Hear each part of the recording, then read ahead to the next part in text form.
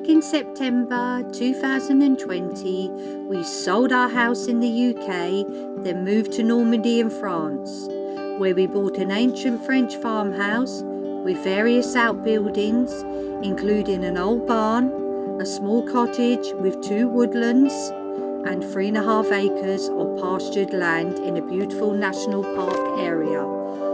Follow us on our journey as Budo and I renovate the farmhouse, manage our land, and take on many projects for you to enjoy. Let the fun begin.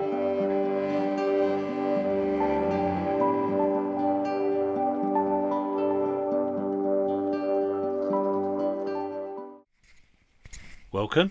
Bonjour everyone, hope you've had a good week. To this caravan corner. Anyway, this week we've been, I've been busy doing the part 3 of the box sash windows. So I've made up some staff beads and parting beads in oak. I've also created the, you'll see in the video, the extension seals for the boxes. That's to so the fronts of the seals of the boxes will protrude over the walls because the reveals are very deep in this property, and that will get the water away. We haven't done a massive amount on that because of James and Abby and our grandson Archie, who I'm going to meet for the first time. He's 5.5 months. I've had loads of videos and pictures sent, so we're really excited. And they're staying at our very good friends Roy and Clare. It will give the address, where it is in the next video, because they're going to be here and they'll be able to tell you a little bit more about it. And they're staying at their Gites on the farm. They've got 2 a couple Gites. of brand new Gites they've done, which they've renovated, which are absolutely beautiful. And they will be ready in the future to rent. I think it's via Airbnb, but we will give you more information, obviously, if someone wants to come to France. Just want to go back on the box sash windows. Sorry, I only have done this week is the beads stuff, right? So it's the party beads, staff beads. These are the processes that have to be done, and the seals. I've started to run up the sash material, but that's for the next or another video in the next week or two, because what's happening here basically, we've been busy trying to get everything ready and getting them organised to get over here, and it's not long now. It's going to be very shortly. Yes, and we've got a nice trip out planned, haven't we, to a lovely town, which we'll obviously, once we visit and that, we'll be able to tell you a little bit more about that. I've started clearing round the back where the kitchen is at the back of the property, the new location. I've moved all the blocks, started scraping back the ivy, and started cutting back some of the large trees. I'm just trying to do little jobs, aren't I, here and there, while I'm waiting to get the scaffold erected on one side, and then I'll start jet washing and then pointing, which is going to be, I'm psyching myself up for that one, because that's going to be a big also the compost there's a carrying on theme with that, and you're going to see the process over the next few weeks of how I've started and it gets to a finish. And I believe I can get it finished. I've never done it on this massive scale, no, definitely. But I believe I can get it finished between 3 or 4 weeks, and it'll be a ready compost to start our no dig process for the beds. And then we're looking into doing some more regenerative type gardening, growing lots of different plants with each other, as well as plenty of fruit trees and practical things that we're going to need trees, and trying to condense them all in. But that's something else that's coming up, so we can be more environmental friendly with the growing and the land, letting it nourish itself and the microorganisms work under the ground. This is the way to go, really, basically.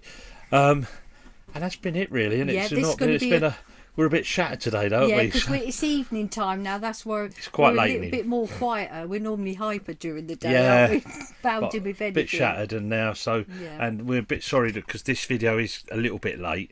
We was hoping to get it out a few days ago, but it's just things have overtaken us.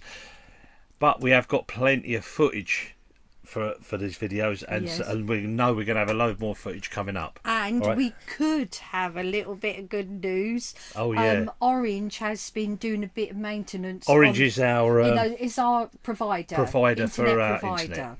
And they've been doing work on the telephone line, so they just rung us just to make sure everything was okay.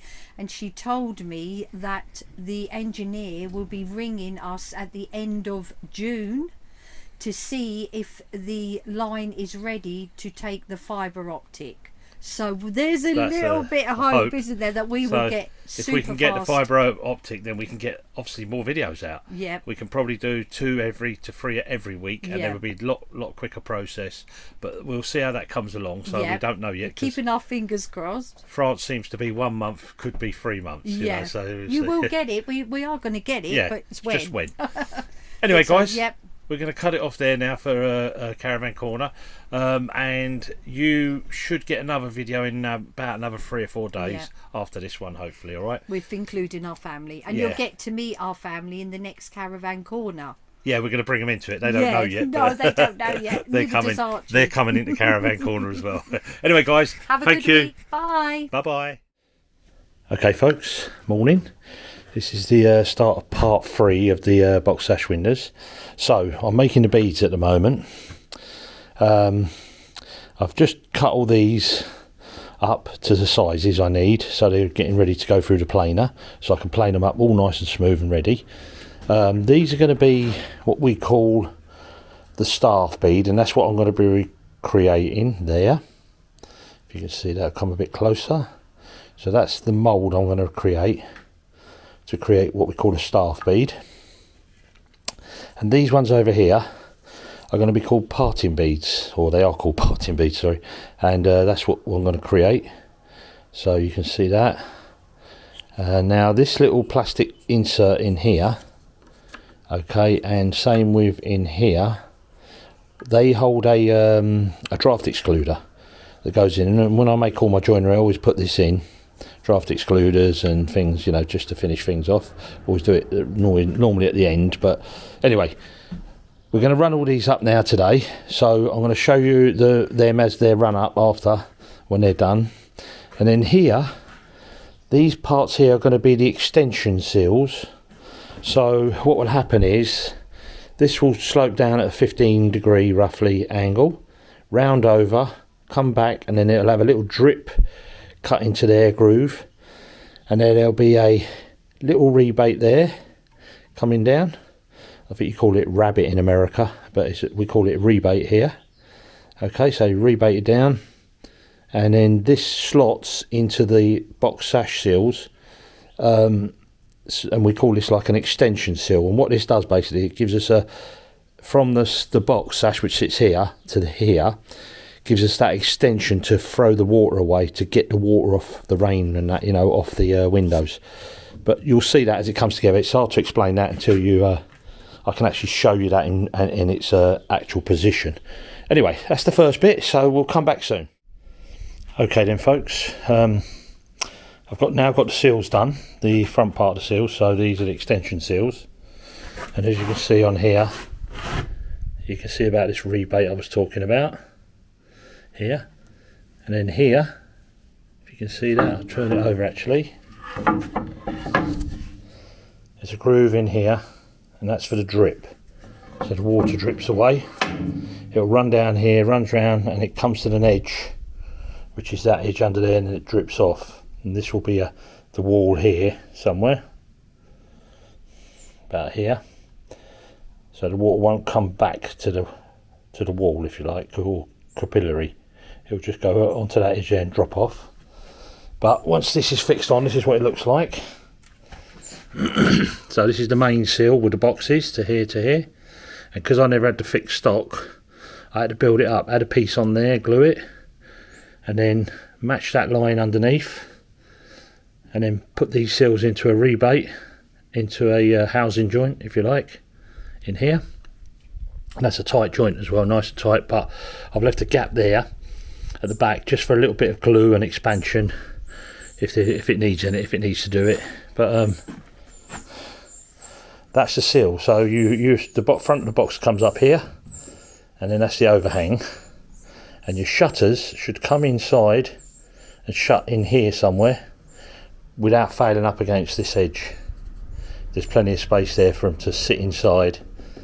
Anyway, so it's a lot of work in these blooming seals because of the add-ons I've had to do, and it would have been hard to get this length for timber, which is about, I think, 9 inches, 10 inches by just over 3, I think, that way. Anyway, it's easier just to put it in sections like that. So next bit is I've planed up all the beads. Let me just quickly show you them. So I haven't put the mouldings on, everything's planed up now. All the parting beads are planed up. That's the parting beads. These are going to be the staff beads. So I've just got to give them a light sand over first and then put all the mouldings on, and then they'll start to go into the box. And I'll just show you quickly where the parting beads go. So they will slot in there like that. Okay, so they're sitting there, but they'll have a half round on there, and then a draft excluder put into these as well. All looking okie dokie. So folks, this is the next bit done. This is all the parting bead, parting bead, staff bead. Staff bead is the on the outside one. All the shorts done, all the longs. So that's all in oak, ready to go. And then you've seen the seal done. So that's the one with the extra bit on there. You'll see that when it's fitted onto the boxes. And they're the little extensions there. So the next bit now is to start to make all the sashes. So first of all, I've got to make all the materials for the sashes, which will take me probably the rest of today, and then I'll move on to starting the joinery on them, marking them out, and show you how I do all the scribing work and that, and tenon in and mortising. Okay, thank you.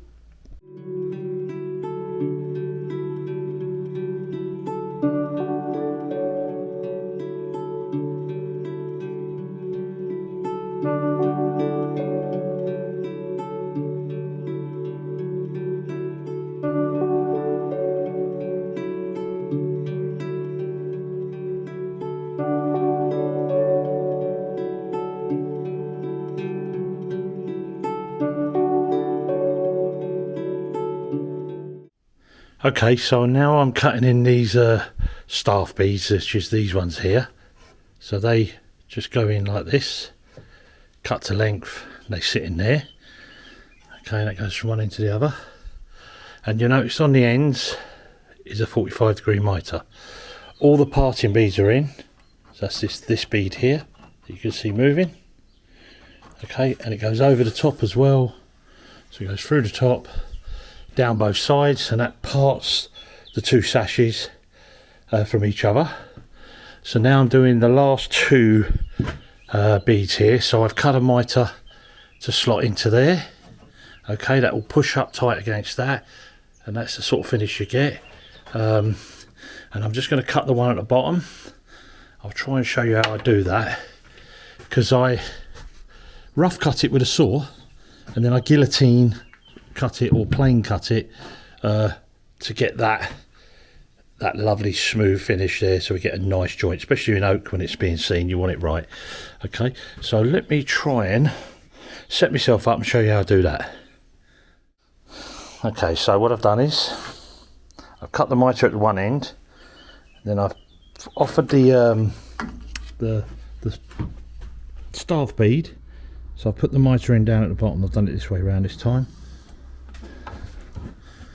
And then if you look closely, I've got a mark there which corresponds with that there, and that will close into that mitre properly. Then if I cut this off at a nice 45-degree angle, that will give me a nice tight joint in there.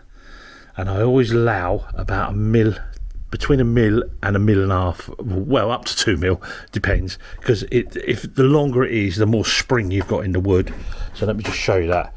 The more spring you've got that way to lock it in. All right, so I'm going to find this hard to show you how to do this, because I've got to do it on the guillotine and hand cut. So what I basically do is I rough cut that there with a saw. So I rough cut it, and then I'll finish it off on this here, and this is my guillotine. Basically it slots in here. Just get one for you to show you. So that's already been done. So that goes in here like this, and then my guillotine comes down. I'm trying to hold it with all my hands. The guillotine comes down and cuts a slice off into there, so we get a lovely corner. I don't know if you can see that, but anyway, I'll get this cut, then I'll show you the finished job. So then, there we go. So we end up with a perfect mitre joint here on these beads. These beads are loose at the moment, so they can come in and out. They'll push up against the sash as I need them to. So that's the whole of the staff bead on now, on this box, all the way down. Goes round the bottom, all the way up. Okay, I don't know if you can see that. Yeah. And then we've got our parting beads, which is this one here. Okay, so that's our parting bead, which is loose again. And these haven't got the what's it put on yet, the draft excluders, because I'm trying to get some brown draft excluders because they won't go right with the white on the oak when we oil them up. But a little detail here for you. So there's our trapdoor. Let me just see if I can zoom out a bit. So there's the trapdoor we was doing in the last segment. So what you would do is, if your sash was in there, you'd take this bead off here, right? You'd then take this parting bead out the way. This allows access to this drawer. We take the screw out the bottom there, and this door comes off. We get inside into this box to get the weights. But I know it's a little bit fiddly and detailed, this, but it's a part of this process and it has to be done, and you have to get this right for everything else to work right. So this is now 2 spaces for the sashes to sit in on the nice pulley wheels. Anyway, okay folks, right, so I'm up the field now. Just brought me a digger up. On the trailer it's a little bit easier. It was on the trailer, so I just thought I'd wheel it up here with that car. So I'm going to try something a bit different today with the turnover. I've been using this little bucket on here. This is turning over the compost, by the way. That's the one I do for trenching normally. But when I was back in the UK, we had an allotment. When we first got the allotment, I made up this bucket I already had, and I made up this fork prong, right? So it's like 2 pieces of steel welded down the centre and all the way round.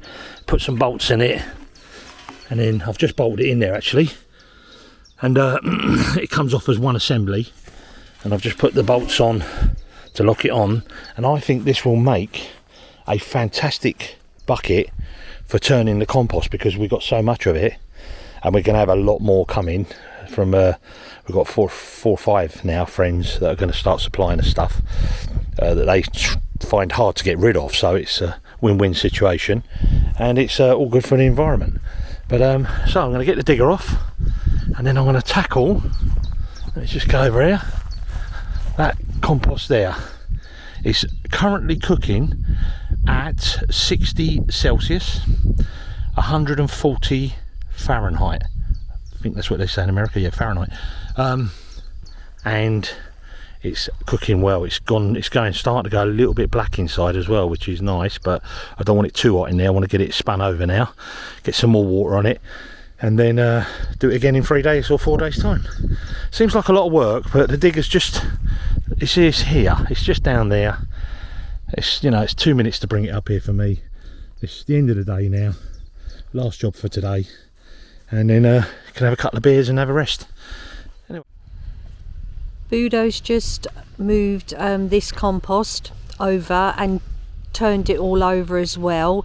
It is quite dry at the moment, so it's going to probably need at least 8 watering cans all the way through. You could actually, as he was turning it, you could see the steam coming off it already, the heat, so it's obviously heating up. This one here,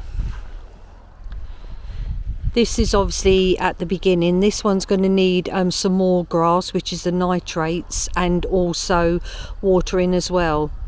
And then once that's done, we'll leave it for a couple of days, and then Buddha will turn it. So it's quite exciting, really. We've never really, our composts have always been in like contained in next to each other, so you have it in one, then you turn it over, and so yeah, keep watching. So Tracy's been busy at this all day, clearing up. Is that your last one? Yeah. Good. Last one. Let me just put it down.